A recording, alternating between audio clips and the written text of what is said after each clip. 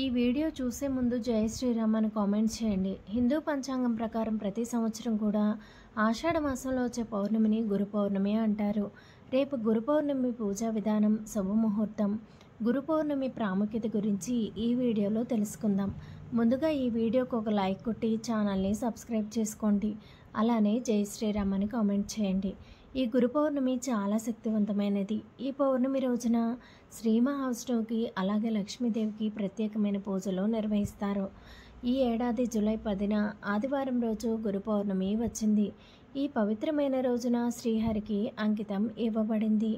ఈ ఏడాది గురు పౌర్ణమి వేళ కొన్ని ప్రత్యేకమైనటువంటి శుభయోగాలు ఏర్పడుతున్నాయి. సర్వార్థ సిద్ధి యోగం, రవియోగం, ప్రీతి యోగం వంటి శుభయోగాలు వచ్చాయి. ఇవి చాలా అమృతమైన యోగాలు కాబట్టి ఇంతటి శక్తివంతమైన అమృత యోగాల్లో మీ ఇంట్లో పూజ చేసుకొని కొన్ని నియమాలు పాటిస్తే చాలు, ముక్కోటి దేవతల యొక్క ఆశీర్వాదం పొందుతారు. ఈ పౌర్ణమి రోజున చేసే పూజల వల్ల మీ కోరికలు ఖచ్చితంగా నెరవేరుతాయని పండితులు అంటున్నారు. పౌర్ణమి రోజున స్త్రీలు తలస్నానం చేసి పాపెట్లో కుంకుమ బొట్టు పెట్టుకుని కాళ్ళకు పసుపు రాసుకొని ఇంట్లో పూజ చేసుకోవాలి. పౌర్ణమి రోజున ఇంట్లో పూజ చేసేటప్పుడు కొన్ని అక్షంతలను చేతిలో వేసుకొని దేవునికి మీ కోరికలు చెప్పుకుంటూ దేవునికి నమస్కారం చేసుకొని అక్షంతలను తలపైన వేసుకోండి. ఇలా చేయడం వల్ల మీపై దేవతల ఆశీర్వాదం ఉంటుంది. ఈ రోజున చేసే పూజలో తమలపాకులు తప్పనిసరిగా ఉండాలి, లేదంటే మీరు చేసే పూజ అసంపూర్ణం అవుతుంది. గురు పౌర్ణమి రోజున ఇంట్లో పూజ చేసేటప్పుడు ఓం నమో నారాయణాయ అనే మంత్రాన్ని 108 సార్లు జపిస్తే చాలు, తరతరాలకి తరగని ఐశ్వర్యం లభిస్తుంది. పౌర్ణమి రోజున పూజ చేసేటప్పుడు పూజలో దేవునికి నైవేద్యంగా ఒక బెల్లం ముక్కను నివేదిస్తే చాలా మంచిది. చివరిగా దేవునికి హారతి ఇచ్చి పూజను ముగించాలి. గురు పౌర్ణమి రోజున ప్రతి ఒక్కరూ కూడా ఇంట్లో ఖచ్చితంగా పూజ చేసుకోవాలి. ఏ ఇంట్లో అయితే ఈ రోజున దీపం పెట్టి పూజ చేస్తారో ఆ ఇంటికి ఐశ్వర్యం కలుగుతుంది. పౌర్ణమి రోజున వచ్చే చంద్రకిరణాలకు అత్యంతమైనటువంటి శక్తి ఉంటుంది కాబట్టి ఈ శక్తివంతమైన చంద్రకిరణాలు మన శరీరం మీద పడగానే మీకున్న దురదృష్టం మొత్తం కూడా తొలగిపోయి అదృష్టం వరిస్తుంది. పౌర్ణమి రోజున చంద్రుడిని చూస్తే మీ కంటి చూపు బాగా మెరుగుపడుతుంది. కాబట్టి ఈ పౌర్ణమి రోజున సాయంత్రం సమయంలో చంద్రుడిని చూస్తూ మీ మనసులో ఏదైనా ఒక కోరిక కోరుకుని చంద్రుడికి నమస్కారం చేస్తే మీరు అనుకున్న కోరిక ఖచ్చితంగా నెరవేరుతుంది. గురు పౌర్ణమి రోజున గురువుల ఆశీర్వాదం తీసుకున్న వారికి ఖచ్చితంగా శుభ ఫలితాలు కలుగుతాయి. కాబట్టి గురు పౌర్ణమి రోజున మీ దగ్గరలో ఉన్నటువంటి దేవాలయానికి వెళ్ళి గుడిలో దేవుణ్ణి దర్శించుకొని పండితుల ఆశీర్వాదం తీసుకోండి. ఎవరైతే ఈ గురు పౌర్ణమి రోజున పండితుల ఆశీర్వాదం తీసుకుంటారో అలాంటి వారికి అఖండ రాజయోగం ప్రాప్తిస్తుంది. గురువుల ఆశీర్వాదం తీసుకోలేని వారు మీ ఇంట్లో ఉన్న తల్లిదండ్రుల ఆశీర్వాదం తీసుకోండి. ఇలా చేయడం వల్ల మీ జాతకంలో ఉన్నటువంటి దోషాలన్నీ కూడా తొలగిపోయి అష్టైశ్వర్యాలతో జీవిస్తారు. ఈ గురు పౌర్ణమి రోజున ఎరుపు రంగు దుస్తులు ధరిస్తే చాలా మంచిది. ఎందుకంటే లక్ష్మీదేవికి ఎరుపు రంగు అంటే ఎంతో ఇష్టం. ఈ రోజున ఉదయం పూజ చేసి మళ్ళీ సాయంత్రం ఖచ్చితంగా పూజ చేయాలి. ఈ రోజున ఉదయం పూజ చేయకపోయినా సాయంత్రం మాత్రం ఖచ్చితంగా పూజ చేయాల్సిందే. ముఖ్యంగా ఈ పౌర్ణమి రోజున సాయంత్రం 7 గంటల సమయంలో మీ ఇంటి గుమ్మం ముందుకు లక్ష్మీదేవి వస్తుందట. కాబట్టి ఈ పౌర్ణమి రోజున సాయంత్రం సమయంలో మీ ఇంటి గుమ్మం ముందు శుభ్రంగా తుడిచి అష్టదళ ముగ్గును వేయండి.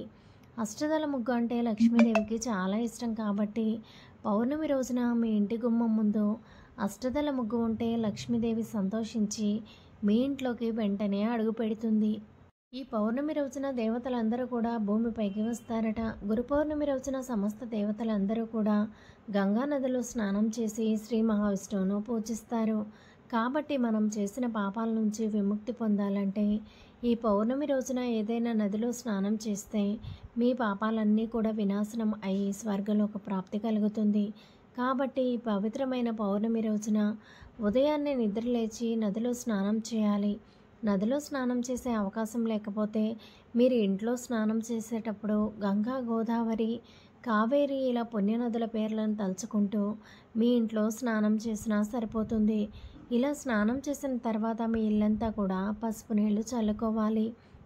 ఇలా చేయడం వల్ల మీ ఇంట్లో ఉన్న నెగిటివ్ ఎనర్జీ తొలగిపోతుంది. మీ ఇంట్లో ఆదాయానికి మించిన ఖర్చులు ఉంటే పౌర్ణమి రోజున సాయంత్రం సమయంలో మీ కాళ్ళకి నల్లదారం కట్టుకోండి.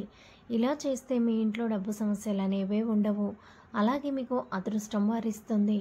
ఈ గురు పౌర్ణమి రోజున సూర్యోదయం కంటే ముందే నిద్ర లేవాలి. ఎట్టి పరిస్థితుల్లోనూ సూర్యోదయం తర్వాత అస్సలు నిద్ర లేవకూడదు. ఇలా చేయడం వల్ల మీ ఇంటికి దరిద్రం వెంటాడుతుంది. ఈ పౌర్ణమి రోజున శ్రీ మహావిష్ణువు మరియు లక్ష్మీదేవి రావ చెట్టులో నివసిస్తారని నమ్ముతారు. కాబట్టి ఈ పౌర్ణమి రోజున ప్రతి ఒక్కరూ కూడా రావ చెట్టుకు 3 ప్రదక్షిణలు చేస్తే లక్ష్మీదేవి అనుగ్రహం లభిస్తుంది. అలాగే ఈ పౌర్ణమి రోజున రావ చెట్టుకు కానీ తులసి మొక్కకు కానీ నీళ్లు పోస్తే మీ ఇంటికి లక్ష్మీ కటాక్షం లభిస్తుంది. గురు పౌర్ణమి వేళ కొన్ని వస్తువులను దానం చేయడం వల్ల విశేషమైన ప్రయోజనాలు లభిస్తాయి. ఈ పవిత్రమైనటువంటి గురు పౌర్ణమి రోజున శనగపప్పు, మిఠాయిలు, పసుపు రంగు వస్త్రాలు ఇలా మీ స్తోమతను బట్టి దానం చేయండి. గురు పౌర్ణమి రోజున పేదలకు దానం చేస్తే కోటి జన్మల పుణ్యం పొందుతారు. అలాగే చాలామందికి ఏ పని చేసినా కూడా అస్సలు కలిసి రాదు.